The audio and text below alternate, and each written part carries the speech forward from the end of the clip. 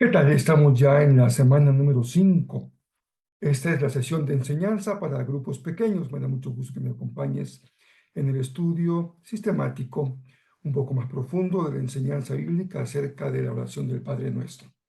Estamos en la campaña 40 días de oración. Soy el pastor Rafael Pola y me da un gran gusto el que podamos hoy compartir juntos la enseñanza de la palabra de nuestro Dios.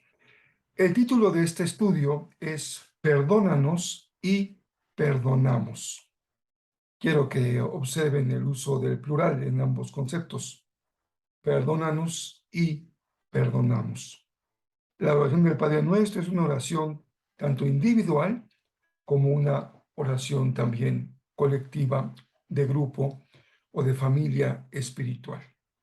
Sobre ello estaremos aprendiendo el día de hoy. Y es una enorme bendición el que podamos seguir siendo instruidos a la luz de la enseñanza de la palabra de nuestro Dios. Mateo dice con toda claridad en el capítulo número 6, pero tú, cuando ores, apártate a solas, cierra la puerta detrás de ti y ora a tu Padre en privado. El Padre Nuestro es una oración colectiva porque se ora en plural, Padre Nuestro, y es parte de nuestras reuniones como familia espiritual. Algunas iglesias incluyen el Padre Nuestro como parte de su orden del culto. Es una tradición. Pero nuestra relación con Dios y nuestra oración también tiene el aspecto de una relación personal. Es tu relación con el Padre. No solamente eres parte de una comunidad, también tienes una relación individual entre tu persona y el Señor. Cuando estás a solas, oras a tu Padre, como nos enseñó Jesús, en privado, cerrando la puerta. Y cuando estás con tus hermanos, oras al Padre, como Jesús nos enseñó, Padre nuestro. Para la oración en plural, nuestro, hay dos imágenes de la iglesia que nos ayudan a entender mejor su sentido. De estas dos, familia y cuerpo, en este estudio vamos a poner más nuestra atención en la iglesia entendida como una familia.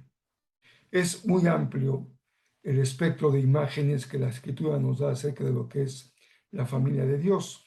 Se habla de la iglesia, se habla de una asamblea, se habla del cuerpo de Cristo, se habla de la novia de Cristo, se habla de un edificio, se habla en general de un rebaño. Así que podríamos tener enseñanza diferente poniendo atención en la imagen que se usa. Y en este caso, la más apropiada es familia de Dios. Tanto la familia como el cuerpo son estructuras de relaciones. Cada miembro de la familia se relaciona con otros y cada parte del cuerpo se relaciona con otra parte del cuerpo para poder funcionar como tal. En la familia, tú y yo sabemos, pues nos unen relaciones de afecto. Amamos a papá, amamos a mamá, nos amamos como hermanos, incluso la familia extendida, tíos, abuelos, primos. Y en el cuerpo, las relaciones son funcionales. Cuando se articulan dos partes del cuerpo, funcionan correctamente, ya sea en los órganos internos o en nuestra expresión externa de nuestro cuerpo. Una pierna funciona bien cuando tanto las dos partes de la misma está bien unida por la rodilla y en esa relación hay un buen funcionamiento, pero también internamente tiene que estar perfectamente integrada tanto la estructura ósea como muscular, como la sangre, las venas, etc. La familia son relaciones de amor, pero también hay relaciones de autoridad. Papá y mamá tienen autoridad en la familia y hay también relaciones de cooperación. Todos trabajamos como un equipo para que la vida familiar pueda cumplir con su función. Podamos tener un ambiente de acogida, de amor, de nutrición, de crecimiento mutuo. Y para ello se requiere que todos cooperemos desde las tareas más sencillas en el ámbito doméstico hasta las tareas más complejas en la vida de una familia. En la familia espiritual, por ello nos llamamos hermanos. En el cuerpo de Cristo tenemos como tarea la ayuda mutua. En esta ocasión vamos a hablar de algo que puede dañar a la familia, que puede incluso poner en riesgo su sobrevivencia, algo muy común en el día de hoy. La familia hoy está siendo objeto de muchos flancos de debilidad, de ataque, tanto en la perspectiva de lo que se recibe de la sociedad, pero creo que más importante de la propia dinámica interna de cada estructura familiar. En la familia, dado que somos hermanos y aparece la falla, aparece el pecado, aparece el mal, nos preguntamos cómo hacemos frente a esos elementos que ponen en riesgo la integridad de la familia. Hablamos de lo que en la Biblia con toda claridad se le llama pecado, en sus tres acepciones básicas. Pecado como aquel que transgrede la voluntad de Dios, pecado como aquel que yerra en el sentido de su vida y pecado como aquel que omite hacer el bien cuando puede y debe hacerlo. Así que, ¿qué hacemos con el pecado cuando aparece en la familia de Dios como transgresión? Alguien que transgrede conscientemente, voluntariamente, la voluntad de Dios, su palabra. Cuando alguien equivoca el sentido de su vida y toma un camino inadecuado que no corresponde con el plan de Dios trazado para nosotros. O incluso cuando alguien pudiendo ayudar a hacer el bien, lo omite con indiferencia, con frialdad, con total desapego de lo que la gente necesita.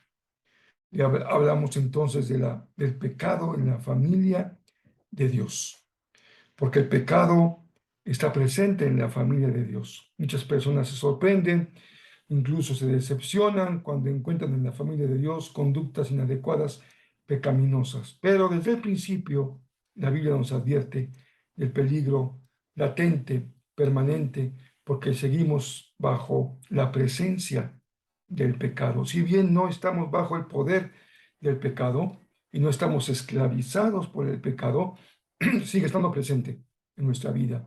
Y es tu decisión abrir la puerta para que Él haga de las suyas en tu vida o cerrarla para mantenerte victorioso frente a los pecados que lastiman y que destruyen. ¿Cómo tratamos entonces con el pecado en el cuerpo de Cristo y en la familia de Dios? Abordándolo, como hemos enseñado ya en series anteriores, más que como un concepto o un tema, sino en referencia a lo que una persona hace. Pecar es también un verbo, y el verbo se refiere a un sujeto que realiza una acción, y a este sujeto le llamamos pecador. Si bien ya no determinamos nuestra vida como pecadores porque lo somos, aunque perdonados, seguimos viviendo bajo la condición de humanidad que nos hace errar, transgredir y también omitir. Debemos dejar claro entonces, en esta ocasión, que no nos referimos, yo no me refiero al pecador que está afuera de la familia de Dios, el que no pertenece al cuerpo de Cristo, el que llamamos un inconverso, sino me refiero al que está dentro de la familia de Dios y que es un miembro del cuerpo de Cristo. Por eso, el título del estudio de esta ocasión, de esta semana, es Perdónanos, perdonamos, como una expresión en plural de la vida de la familia de Dios. Vamos a aprender hoy la manera como en la familia de Dios se aborda, se enfrenta el tema de la presencia del pecador. Y veremos 6 enseñanzas clave, básicas, acerca de esta verdad y esa realidad en la familia de Dios. Podríamos, tal vez, están compartiendo en tu grupo pequeño la guía de estudio, y si es así, puedes usar tu lápiz, tu bolígrafo, tu pluma para ir marcando algunas palabras clave o algún pensamiento que Dios ponga en tu corazón para que se dé un aprendizaje un poco más dinámico. Yo iré poniendo también la lámina aquí en la presentación para resaltar la idea fundamental que tendremos durante la enseñanza de la sesión de este día. Entonces vamos de lleno a entrar a el tema del perdón al pecador en la familia de Dios.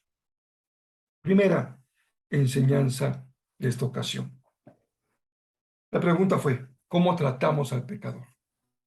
La respuesta número 1 es, tratamos al pecador con comprensión y no con juicio.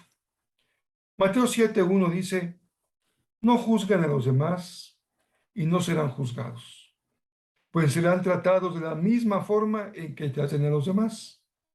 El criterio que usen para juzgar a otros es el criterio con el que se les juzgará a ustedes. Mateo 7, versículo 1.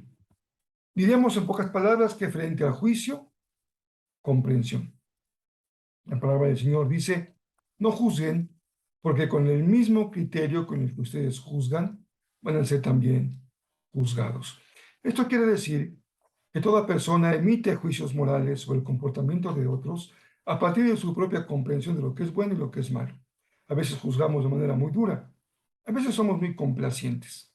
En los dos casos hay una forma errónea de abordar al pecador, juzgando con complacencia o juzgando con dureza. Incluso solemos referirnos a ese comportamiento propiamente religioso de aquel que juzga con una conducta farisaica, estricto, muy riguroso, observando todo detalle, pero pasando las cosas más importantes y más esenciales, que es el valor, la importancia de la vida de las personas.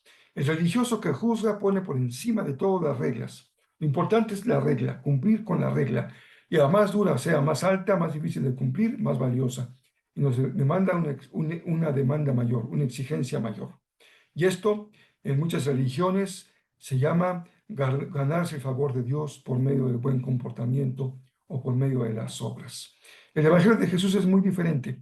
Jesús nos da un mensaje de misericordia, de comprensión y de autoevaluación y de tener el juicio moral que se establece sobre el comportamiento del otro. No juzguen para que no sean ustedes también juzgados con el mismo criterio que van a usar, que es el criterio de su propia comprensión de lo que es bueno o de lo que es malo. Y en esto es tan amplio el espectro de juicios que podríamos dedicar mucho tiempo a evaluar uno a una las maneras como se juzga el comportamiento de los demás. Hoy, por cierto, el juicio tiende a irse hacia la parte más, vamos a decir, laxa, más superficial, de aceptación de todo comportamiento. Nada parece ser malo, todo parece ser apropiado, cada quien tiene derecho a vivir como quiere vivir, no nos metemos en la vida de nadie con absoluta indiferencia. Y no es eso lo que pide la palabra de Dios, sino que no usemos nuestro criterio para juzgar el comportamiento del otro, el otro que a nuestro juicio ha cometido un error, ha pecado. Así que, primera enseñanza, tratamos al pecador con comprensión y no con juicio. Es la primera enseñanza. La segunda, tratamos con nuestro propio pecado antes que con el pecado del otro. Tratamos con nuestro propio pecado antes que con el pecado del otro. El texto bíblico en el que estamos considerando esta enseñanza se encuentra en Mateo 7 también, en el verso número 5. Dice, hipócrita, primero quita el tronco de tu ojo y después verás lo suficientemente bien para ocuparte de la astilla en el ojo de tu amigo. Cuando nos preguntamos cómo tratamos con el pecador dentro de la familia de Dios, empezando siempre con una autoevaluación. Jesús dice, a veces eres muy estricto con nosotros, queriendo colar hasta el más pequeño detalle, pero no eres así contigo mismo, que tienes un enorme tronco en tu ojo que no te permite mirar. Tratar con tu propio pecado es una actitud honesta, transparente, humilde de autoevaluación. Por eso la Escritura dice, detente, toma un respiro, tú que juzgas, porque en eso que juzgas, así como juzgas, también vas a ser juzgado. Y no te consideres tan fuerte como poder mirar a los demás con juicio, como un gran juez que dicta sentencias sobre los otros, sino toma en cuenta tu propia realidad, tu propia experiencia. Y no es poco común el hecho de que a más duros somos con los demás, somos más complacientes con nosotros mismos. Y recuerda que toda la serie que tiene como propósito el crecimiento espiritual nos enseña que la forma de crecer en la iglesia, en la familia de Dios, siempre es hacia abajo. No es engrandeciéndonos, sino humillándonos. No es tomando fuerza en nosotros mismos, sino tomando fuerza en Dios. Justamente por eso, la autoevaluación nos coloca en nuestra realidad más honesta y transparente de nuestra vida en esta sociedad. Así que, ¿cómo tratamos con el pecador? Primero, siempre primero, haciendo una honesta y sincera autoevaluación de nuestro comportamiento. Vamos a la tercera enseñanza de esta sesión. ¿Cómo tratamos con el pecador? Tratamos de restaurarlo con mansedumbre. Gálatas 6:1 dice, hermanos, si alguien es sorprendido en pecado, ustedes que son espirituales deben restaurarlo con actitud humilde, pero cuídese cada uno, porque también puede ser tentado. Pablo está hablando a la iglesia que se encontraba en la ciudad de Galacia, en el Asia Menor, y nos advierte Pablo acerca de una circunstancia que no es tampoco común, especialmente en ciudades pequeñas como Galacia, que nada tienen que ver con las dimensiones de las ciudades de hoy, en donde la congregación, una congregación por ciudad, tenía una vida común, se encontraban en el mercado, en las plazas, en las calles, en el pozo de agua, en el cuidado de las ovejitas, en la cosecha en el campo, así que la vida en común era bastante cercana, por lo cual no era nada difícil percatarse de que alguien estaba fallando en su vida como cristiano. Era fácil descubrir cuando alguien fallaba. En nuestra sociedad hay tanto anonimato que es un buen refugio para que muchas personas puedan hacer de su vida lo que quieren, tratando de evitar que alguien se dé cuenta. Sin embargo, la verdad, tarde o temprano, la verdad sale a la luz de todas nuestras vidas y de nuestros comportamientos. Pero ¿cómo tratamos cuando descubrimos? Fíjense, no es alguien que ya confesó, que reconoció, que enfrentó su mal camino, sino que se lo sigue ocultando, sigue teniendo una doble vida y alguien lo descubre, alguien lo ve. ¿Cómo tratamos con él? Bueno, más fácil sería ir corriendo y acusarlo, ¿no? Ponerlo en evidencia, señalarlo con un dedo flamígero y tratar de expulsarlo de la comunidad de fieles, señalando su doble comportamiento, su doble vida, su doble moral. Pero Pablo dice, no, hermanos queridos, recordemos lo que Jesús hizo. Cuando le presentaron ante sí a la mujer pecadora, él le dijo, mujer, yo no te voy a condenar.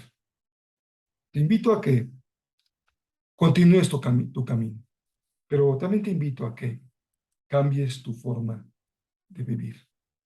Pablo dice, ustedes, cuando se den cuenta de que alguien ha fallado, hagan todo lo que esté en su mano para restaurar esa vida. Y la única forma en que es factible restaurar la vida de alguien es hacerlo con un espíritu de mansedumbre, con un corazón humilde, con un corazón sencillo, sin juicio, sin separación, sin señalamiento, sin aniquilación del otro cuando falla. ¿Qué hacemos cuando alguien falla? Lo destruimos. Hacemos leña del árbol caído. Hasta nos ensañamos para poder subrayar, enfatizar y divulgar su mal comportamiento. Nosotros, ante la pregunta, ¿cómo tratamos con el pecador? La respuesta es, tratamos de restaurarlo con espíritu de mansedumbre. Entendemos bien la frase de Pablo, ni tú ni yo tenemos la fuerza para restaurar a nadie, pero sí somos instrumentos de Dios. Y la restauración viene por el camino de la comprensión, del amor misericordioso, del acercamiento verdadero, a veces exhortativo, a veces duro, pero lleno de amor. Y tú y yo sabemos muy bien que hay palabras muy duras que, aunque nos pueden doler mucho, no nos ofenden porque son palabras que se expresan llenas de amor. Sabemos que ese que se acerca a exhortarnos, en realidad está interesado en nosotros. No le interesa exhibirnos, lastimarnos, humillarnos, sino ayudarnos a levantarnos del piso para reemprender la marcha que hemos interrumpido. Dice Pablo, y cuídense porque es probable que también ustedes seguramente serán tentados como lo fue él. Él no pudo resistir la tentación. Oren para que ustedes sí puedan resistir esa tentación. Vamos a la siguiente enseñanza y lo veremos ahora de la siguiente manera.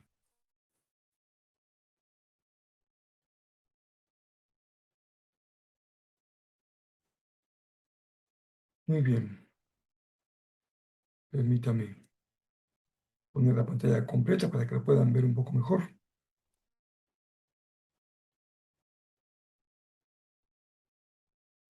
No me está permitiendo que tengo dos archivos abiertos, entonces ahora sí ya.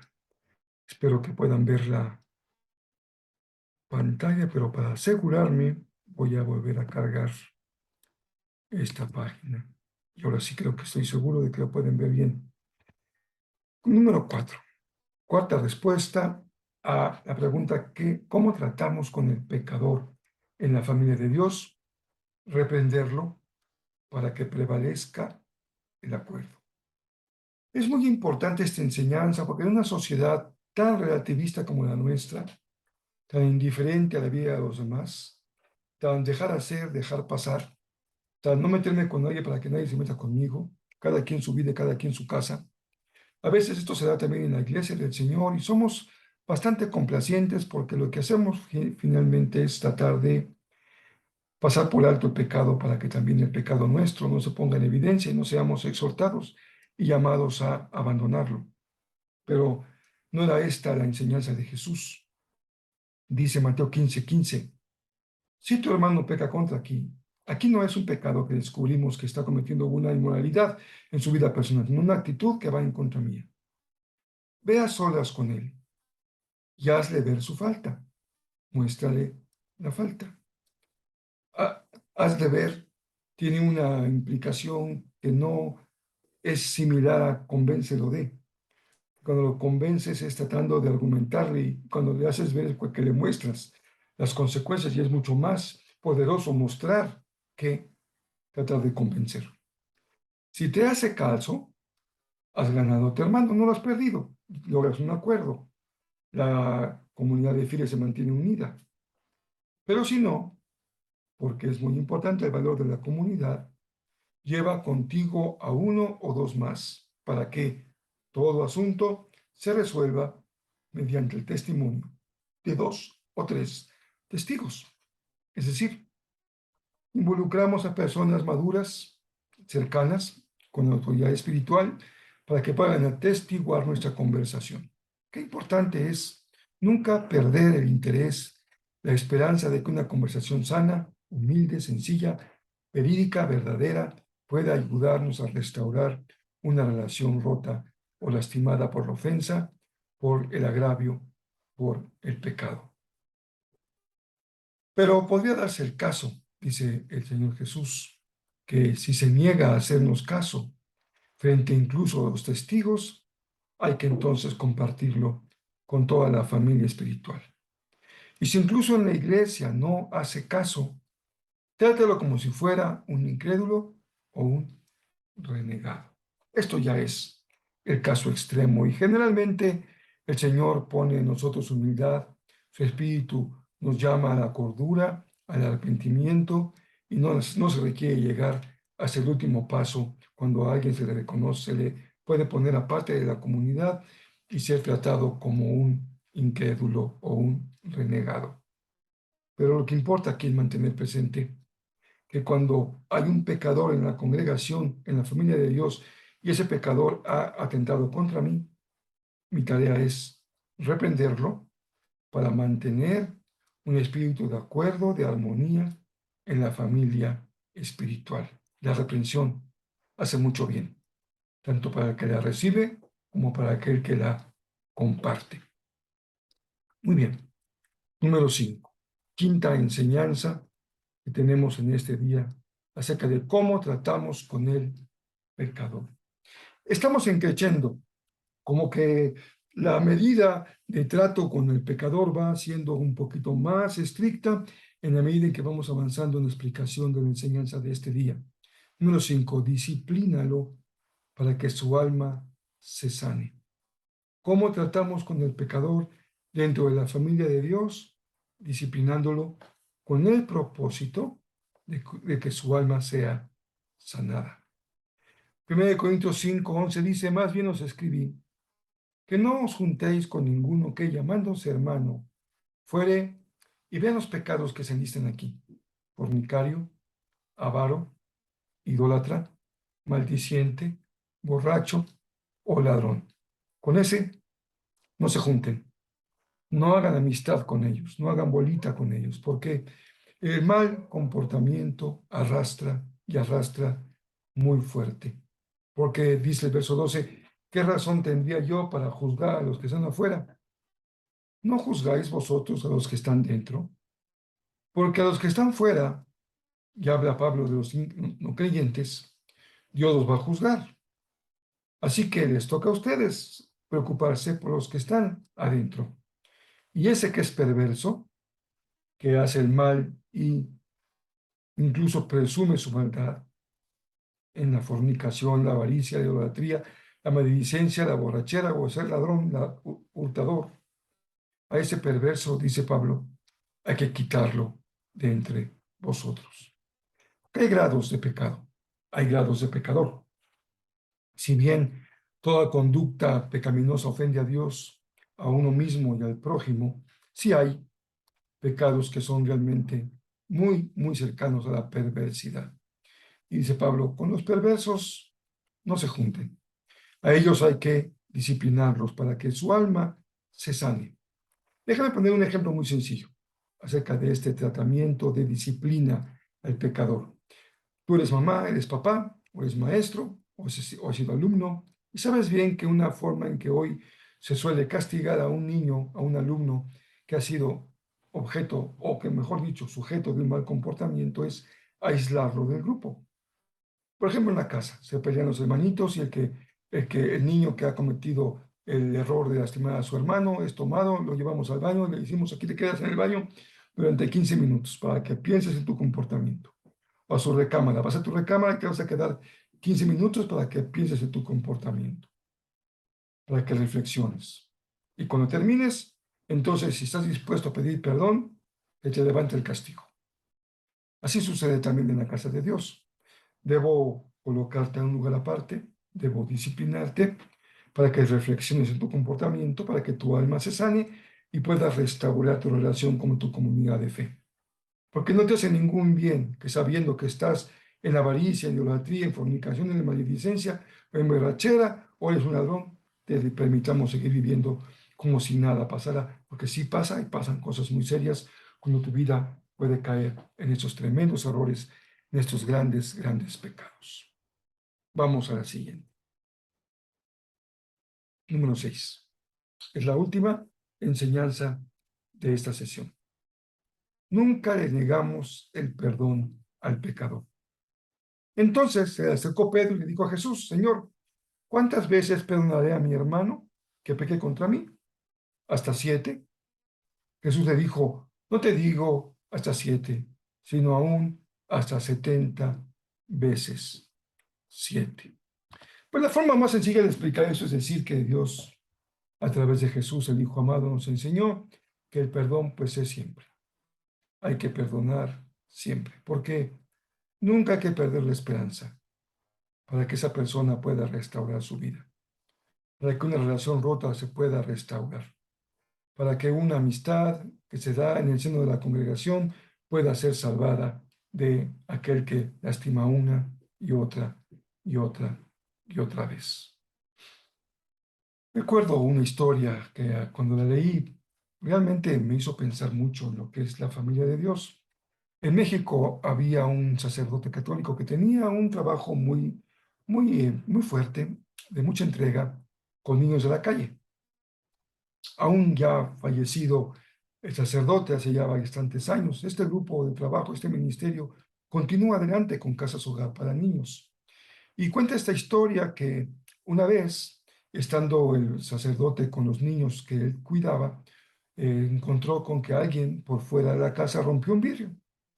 Así que pues había que repararlo y tomó un poco de dinero y tomó a un niño y dijo, por favor, vamos a inventarle un nombre. Pedrito, ve a la vidriería, compra un vidrio y ven, compra un poco de mastique y lo vamos a colocar para tapar ese vidrio roto. Y cuando el niño tomó el dinero y salió por la puerta de esa casa, los amiguitos le dijeron al sacerdote, padre, pero ¿qué acaba de hacer? No va a regresar. Se va a llevar el dinero, se va a ir a drogar y no va a volverlo a ver usted por mucho tiempo.